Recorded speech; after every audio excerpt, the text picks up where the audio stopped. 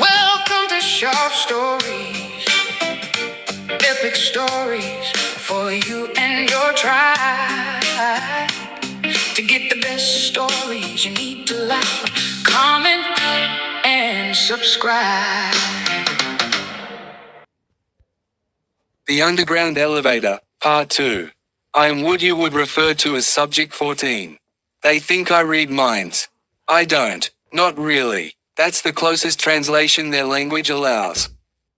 Humans insist on separating themselves into pieces.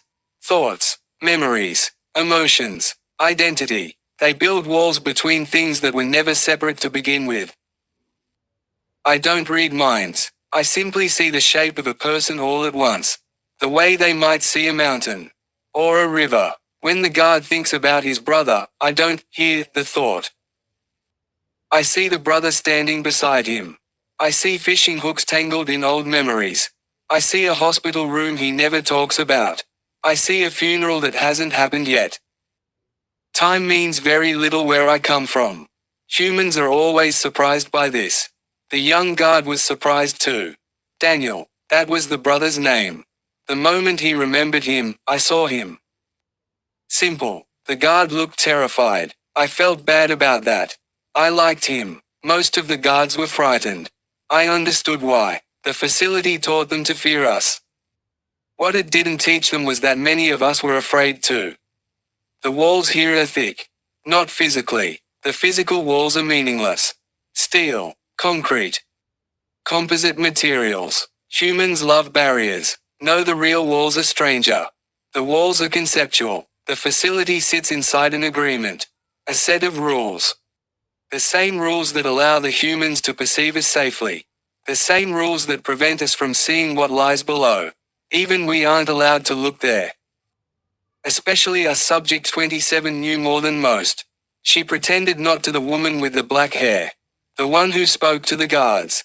The one they feared. She spent most days sitting silently in her room.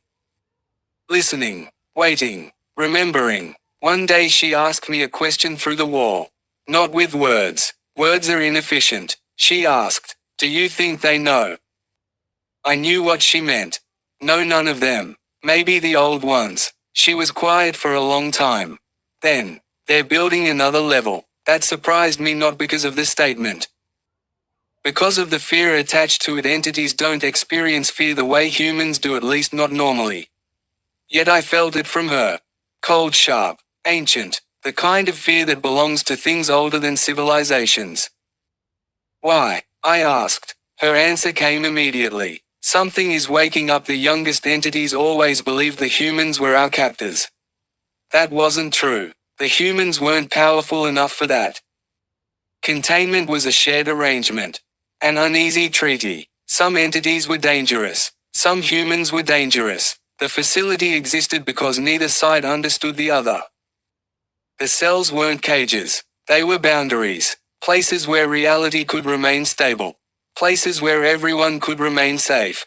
Mostly. Subject 41 understood this better than anyone. If understood is the right word. The humans believed Subject 41 existed only when observed. The scientists spent decades arguing about it. They were wrong. Subject 41 always existed. Observation merely allowed humans to notice that the distinction mattered. A great deal. Subject 41 spent most of its existence staring downward. Toward the lower levels. Toward places even the facility maps refused to acknowledge. Toward the thing beneath. The thing none of us named. Not because we were afraid of its name. Because names attracted its attention. And attention was dangerous. 3 months before the guard left the facility, I felt it happen. Every entity in containment felt it. A vibration. Not physical. Conceptual. Like a sleeper shifting in bed. For a moment, every cell went silent. Subject 27 stopped speaking. Subject 41 looked away from the depths. Even entities the humans classified as hostile became still.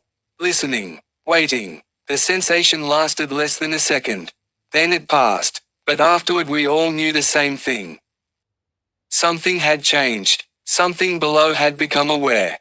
Not awake. Awareness comes first. Wakefulness comes later. And awareness was enough. The humans noticed eventually. Humans always notice eventually. They found small things. Doors left open. Security footage containing impossible shadows. Personnel remembering conversations that never occurred. The usual symptoms. The symptoms always came first. Then came the elevator. The old elevator. The one that descended farther than the others. The one even the entities avoided thinking about. The humans believed the elevator traveled downward. It didn't. Down was merely the direction their minds could understand. The truth was more complicated.